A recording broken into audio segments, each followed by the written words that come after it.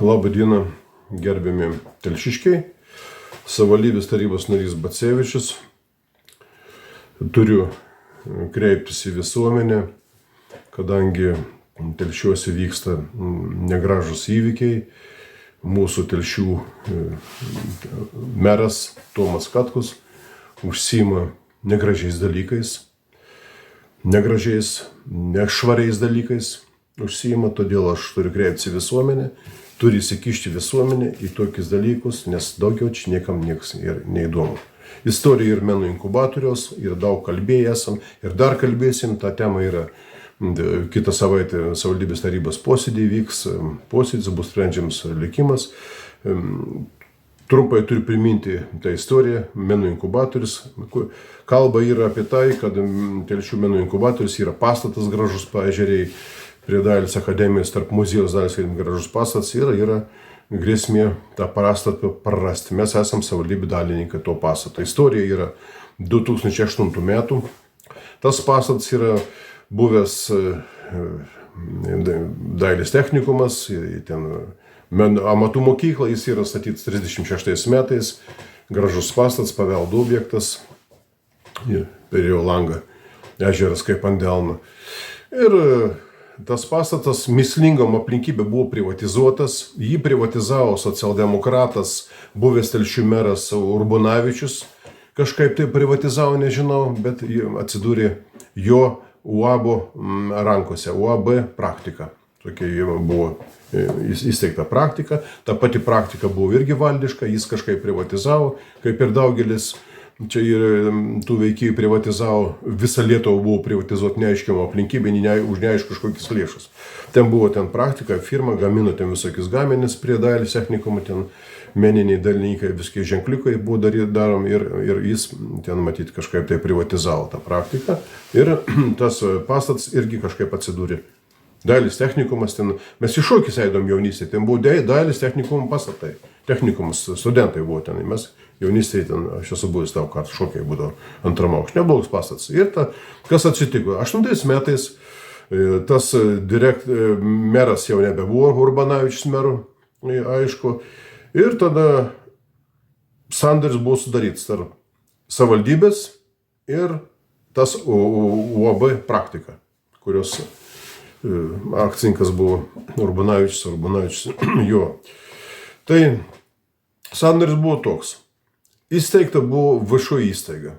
Viešoji įstaiga, kuri pasivadino menų inkubatorius, Telšių menų inkubatorius, į tą įstaigą sugalvojo vykdyti kažkokią veiklą, neaišku, kas ten buvo padaryti, bet įstaigą steigti reikėjo įdėti įnašą.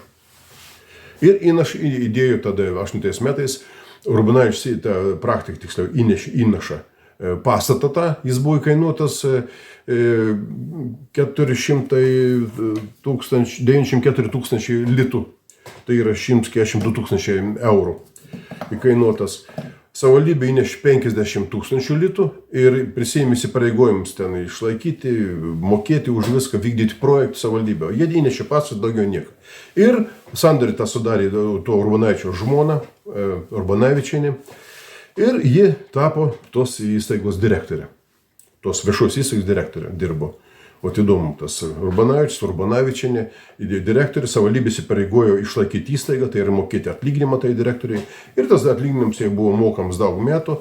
Ji ten buvo direktoriavo, ką ten veikta įstaiga, neaišku viešoji. Ten kažkokie menininkai, dailininkai kažką darė. Tai va. Ir veikla buvo, mes nežinom tos veiklos, gal ten kažkoks siauresnis žmonių ratas žino. Bet dabar praėjo daug metų. Ir ta veikla buvo vykdoma, tą dalį, praktiką, tą nusipirko privatus žmogus. Privatininkas nusipirko praktiką, akcijas praktikos, UAB praktiką. Ir tuo pačiu jam atiteko dalis, to VŠI. VŠI menų inkubatorius buvo vienoda dalis, tiek savivaldybės, tiek to privatininko per pusę. Tik tai privatininko, to Urbonavičio žmona dirbo direktorė. Visą laiką. Jau tai kelia klausimų, kaip čia dabar savivaldybė kiek išmokėjo atlyginimus. Už darbą. Dabar žiūrėkit, istorija tokia, kad tas VŠI turtas buvo bendras turtas, reiškia tas pastatas ir viskas yra abiejų dalininkų, savivaldybės ir praktika. 2 dalininkai per pusę turi dalį, pusė dalis tas, pusė ir balsai yra po vieną balsą. Dabar jie sugalvojo vykdyti projektus. Buvo europiniai projektai, gavo Europos lėšų, didžiulės lėšas ir už tas lėšas sutvarkė tą pastatą. Tas pastatas buvo 36 metų statybos, rusų laikais buvo nugyventas konkrečiai buvo nugyventas. Ir, kaip sakiau, 8 metais jis kainavo 142 tūkstančiai eurų, litus pavertas. Pastatas buvo toks. Paskui, reiškia, VŠI vykdo projektą, europinis lėšas, sutvarko kapitaliai tą visą pastatą, pakeičia stogą, čerpinį, viskas kapitaliai, sutvarkytas blizgais, po šią dieną blizga, tas pastatas kaip naujas yra. Ir tas pastatas dabar kainuoja, įdomu, žiūrėkit, kokia dinamika yra. Tas pastatas, reiškia, įneša tas savininkas 194 tūkstančiai tų litų, 142 tūkstančiai eurų.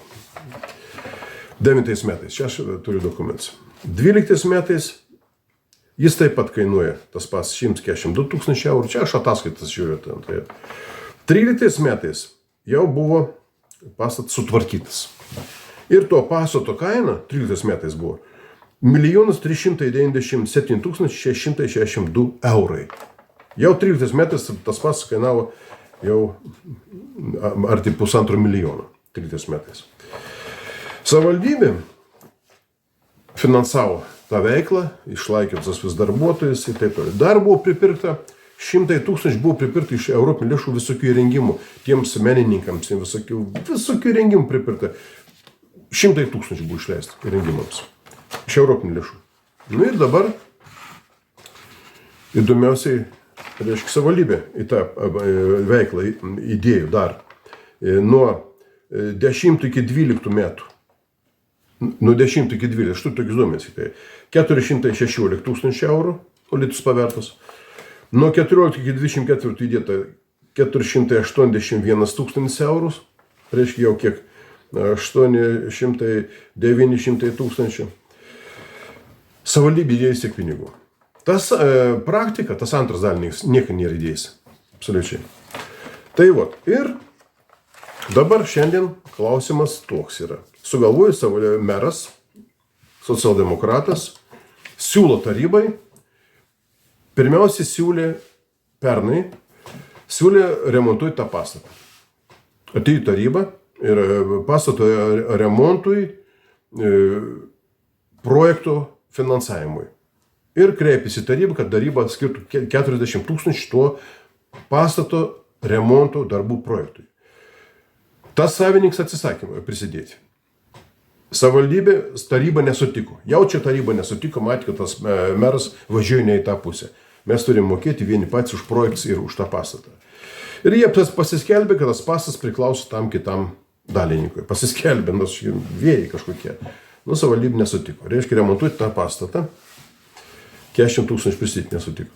Toliau meras eina, ne savivaldybės darbotvarkės tarybos, o ne meras. Jis gali sudaryti darbotvarkę, siūlyti bet ką gali, nors savininkas yra ne meras, o taryba.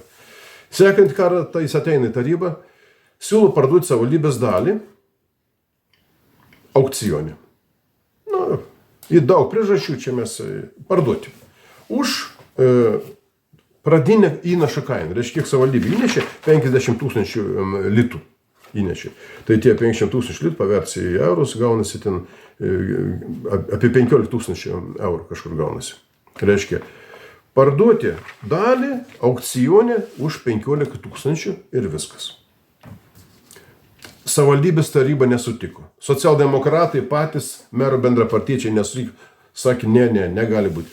Savivaldybė įdėjusi milijoną, europinių lėšų milijonai pritraukti, pastatas sutvarkytas naujai ir atiduoti iš 15 tūkstančių tą dalį nupirktų, dabar daleiskai nuperka tas kitas dalininkas, tą dalį ir viskas, jis yra VŠI savininkas, tada jis gali daryti, ką nori. Tada jau pastatai, tas pastatas idealus yra, ten kokį viešbutį daryti, dakinos. Tai va, ir reiškia, mūsų pinigai nuplaukė. Jo pinigai įdėti yra į tą VŠI 142 tūkstančiai, pastatas. Mūsų lėšas įdėtos yra gerokai, kaip aš sakiau, apie milijoną eurų jo 140 tūkstančių, mūsų milijonas įdėta į veiklą ir europinis lėšus kitas įdėtas, ten milijonas į tą pastatą sukišta, reiškia, milijonai sukišti. Ir mums siūlo už 15 tūkstančių. Dabar nesutiko taryba, patys socialdemokratai nesutiko, nesakė, ne.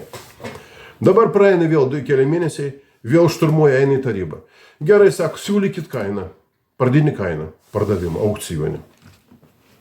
Pradinį kainą aukcionį, tai, čia kai mes jų neparduodam. Jau socialdemokratai sutinka. Reiškia, kažkas su socialdemokratais pakalbėjo, kažką jiems pasakė. Mes puikiai žinom, kaip tai vyksta ir kas pakalbėjo ir ką jiems pasakė. Mes puikiai tai žinom. Socialdemokratai jau sutinka, jau šturmuoja. Dabar parduoti, gerai, ne už 15 tūkstančių, dabar jie siūlo, už $500,000 parduoti tą dalį. Tai neblogai, už $500,000, sukišam milijonus, už $500,000 parduodam tą dalį ir tas žmogus nusipirks tą dalį už $500,000, kurį valdys daugia milijoninį turtą. Mes nesutinkam, nes yra, įsivaizduokite, į kainavimo tą dinamiką įdomi yra. Reiškia, 8 metais pastatas kainuoja 142 tūkstančiai eurų, 12 metais irgi 142 tūkstančiai, nenuvertėjo kažkaip tai. 13 metais pastatas jau kainuoja 1 397 000, sutvarkytas. 13 metais 1 397 000, o 20 metais jis jau bekainuoja 745 000. Tas pastatas bekainuoja. Reiškia, per 7 metus pusė kainos beliko beveik 1 400 000, 745 000. Jau tai buvo aiškiai matyti, kad kažkas norėjo tą visą perpirkti pusvelčiai. Kaip per 7 metus iš 1,5 milijono gali belyti 700 000. Atsubombardavo, pastatas yra kaip naujas. Jis yra praktiškai 4 aukštai. 2 aukštai, mansarda pilnai įrengta, pusrusiai pilnai įrengti, aplinka, mašina aikštelė yra 8 arų asfaltuota. Žodžiu, vieta labai gera. Šalia muziejus, dalis akademija, tame tarpe. Ir galų gal dabar jie nusamdo vertintoje turto. Kažkokia firma iš Kauno, nieko nesako, įvertina mūsų turtą ir tas pastatas dabar įvertintas turtą vertinti 340 000 eurų pastatas. Iš 13 metais beveik 1,5 milijono, belikta 340 000. Pastatas yra, jis mažai buvo naudojamas, ten veiklo ne kažkokį vykdo ir jis yra jau pusvelčiai nukainuos 340, bet o rinkoje jis kainuoja, tas pastatas rinkoje kainuoja 1600 kvadratinių metrų, jis rinkoje kainuoja nuo 1,5 milijono pastatas. Gražus pastatas, viešbutį galima šiandien pat daryti viešbutį, ten yra daug tualetų, dušų, kambarių, mansardai įrengta, tiesiog kambariukai, ten biškį reikia pertvarkyti, pakeisti paskirtį ir viešbutis labai geras su vaizdu į ežerą ir į telšius. Tai kas tą daro reikalą? Socialdemokratai. Nori prakišti, meras nori prakišti, tiesiog bruka ir bruka. Viena taryba neišdegė, kita taryba ne. Dabar jau socialdemokratai sutinka. Aišku, aš nemanau, kad kiti sutiks, nes yra aiškus biznis, aišku, kas pasišildys rankas. Iš to biznio labai aišku. Visiems aišku, tik neaišku, tai kur yra pas mūsų STT, kur yra policija, prokuratūra, niekam neįdomu. Gali ištaksavuoti bet ką už bet kiek. Reiškia, čia visuomeninis turtas, čia savivaldybės yra turtas. Ir jie čia pasakoja pasakas, kaip komiteto metu komiteto pirmininkas, šiandien buvo komitetas, kolega Remigijus Macas pasakoja, kad pastatas priklauso Telšių praktikai. Citata. Pone Remigijau Macai, pastatas nepriklausė Telšių praktikai, jis priklausė prieš 20 metų praktikai, kada buvo 306 metų statybos, šiandien jis priklauso viešoji įstaiga, kurios dalininkė yra savivaldybė ir turi vieną dalį ir jį minimum pretenduoja į pusę turto. Taip pat ir į tą pastatą. O tas dalininkas, kurį nes 142 000, aišku, jis norėtų tą pastatą pasimti už kapeikas, kuris kainuoja gerokai virš 1,5 milijono. Pastatas priklauso Telšių praktikai, ne Remigijau Macai, jis nepriklauso, nesimaišykit. Pastatas vis tiek nueis Telšių praktikai. Gerbiams Remigijau, pastatas nueis Telšių praktikai, taip nueis, jeigu aukcionį mes sutiksim parduoti pusvelčiui ir jie nupirks aukcionį tą dalį. Nors tą dalį gali nupirkti bet koks kitas verslininkas ir padarys neblogą investiciją. Į tą pastatą turės. Tai vat, gerbiami telšiškiai, ne tik telšiškiai, Telšių rajone vyksta tokie bizniai. Vyksta Telšių rajone, reiškia, tarybą galima įkalbėti, perkalbėti tarybą. Taryba ranką pakelia ir milijonai nuvažiuoja ten, kur reikia. Tai meras pas mus yra, Telšių meras Tomas Katkus, tai yra biznierius, jam ne čia reikėjo būti, reikėjo kažkur kitur, nors abejoju, kai sugebėtų ką nors daryti, bet matosi, kad žmogus šturmuoja, nori padėti, tiesiog nori padėti kažkam tai, užsidirbti pinigų, bet kad savivaldybė išsaugot savo turtą, nenori, nori viską paleisti iš varžytinių, konkrečiai šitą. Tai gerbiami tautiečiai, piliečiai, negeri dalykai dėdas, mes visuomenį turim tai žinoti ir dalyvauti tame reikalui, nes užtenk 90 metų, atsiminkit, privatizacija vyko, mes tada nežinome, aš tai jaunas buvau, aš nedalyvau, mūsų tėvai nesuprato, nežinojo, o sukčiai privatizavo visą Lietuvą, pusvelčiai, iš kokių pinigų privatizavo, fabrikai, gamyklos privatizuoti, mes nežinojom tada, užsiimėm savo reikalais, dirbom darbą ir dabar visą kolūkių pirmininkai privatizavo kolūkius, gamyklų direktoriai privatizavo gamyklos, fabrikų partorgai ir virinžiniai privatizavo fabrikus, trestus. Tai dabar viskas privačiuose rankose ir viskas ištaksavuoti. Tai dabar vyksta tas pats dabar Telšių rajone. Tai tokia informacija, negražus dalykai Telšių rajone. Telšių rajono meras, socialdemokratų frakcija vykdo nešvarius dalykus, negražius dalykus ir dar meluoja viešai, įtikinėja. Tai ten yra tokių tarybai ir lengvatį, kuriems nusispjauja tas turtas, jeigu jam netitenka, jis gali atiduoti ir kitam, pasiimkit. Pas mus tokių yra, nors žiūrėsim. Tai tokia informacija, skandalinga informacija, nemaloni. Ačiū dėmesį.